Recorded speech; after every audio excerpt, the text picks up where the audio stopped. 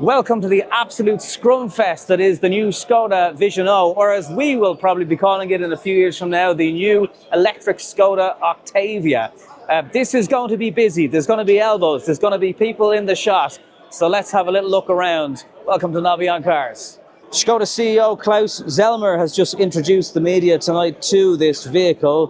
What about that nose? The tech deck face, it is resembling the Enyaq that was facelifted earlier on last year and this year. So there is still some Skoda DNA in this highly futuristic looking car. We have some what look like vents in the top of the bonnet, some crease lines, again classic Skoda design in the center, making it up towards the driver's windscreen. Inside here is massively different, and don't worry, I'll show you what it's like in 2 minutes.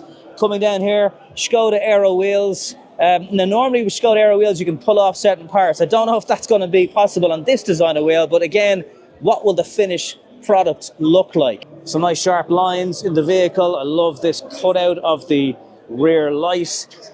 Very, very nice sharp edge design here, just giving you a lovely look towards the rear of the car. This is what Škoda say is a 650 litre boot.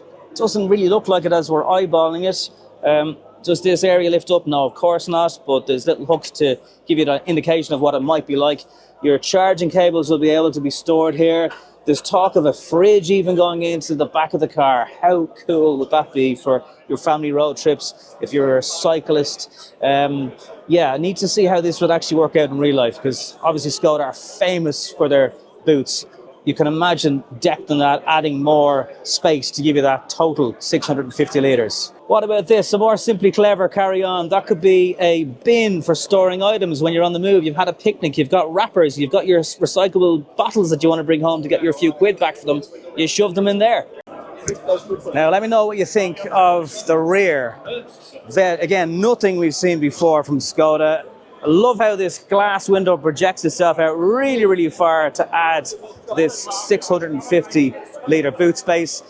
Similar spoiler to what we've seen on current production cars from the brand, but certainly that rear is very, very different. Let me know what you think about it. The Skoda lettering illuminated in red, lovely details and high resolution in these rear brake lights with some black differences down the bottom. I can imagine this would be what a Sportline version, of course, would look like.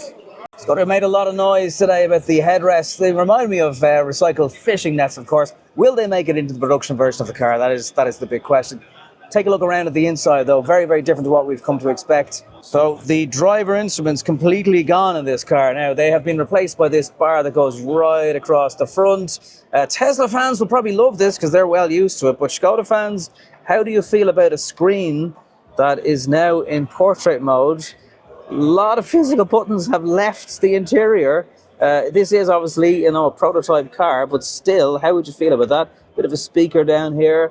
Everything is cream for people using these as public service vehicles. How would that work? Very slimline mirror here.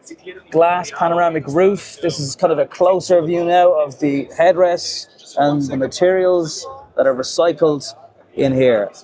Floor area, recycled plastic down here. But again, back to this floating screen, that is something very, very different that we haven't seen before with Skoda. And again, a totally different flat top and bottom steering wheel. Into the door area. So we've got recessed lighting, indirect lighting, huge door bins here that have been demonstrated. Some switches here, and this little coffee logo on the inside. So, a very different Skoda interior to one that you've probably seen before. Huge big bucket seats, plenty of space, but I have noticed that the rear legroom is different to something like a Superb. Same with the roofline. Now look, this is a pre-production prototype car, so will it be taller in real life? Will the legroom be more vast? Because again, this is different to what we've come to expect. There's always ample room inside the back of a Skoda. So this would be a big, big change compared to what we're used to. It's kind of carved out for 2 seats in this vehicle. It's going to have to be 3. Do let me know in your comments, do you think these should stay or should they go? I actually don't know how I've had so much access to the car in these few moments, because normally this is an absolute elbow fest. So actually to get in like this I'm actually chuffed with myself, never mind you guys. So as always, get involved in the comments down below. Hopefully you'll get to maybe consider subscribing to the channel. Thank you for joining me at the absolute madness of this Skoda Vision O, and I'll see you soon.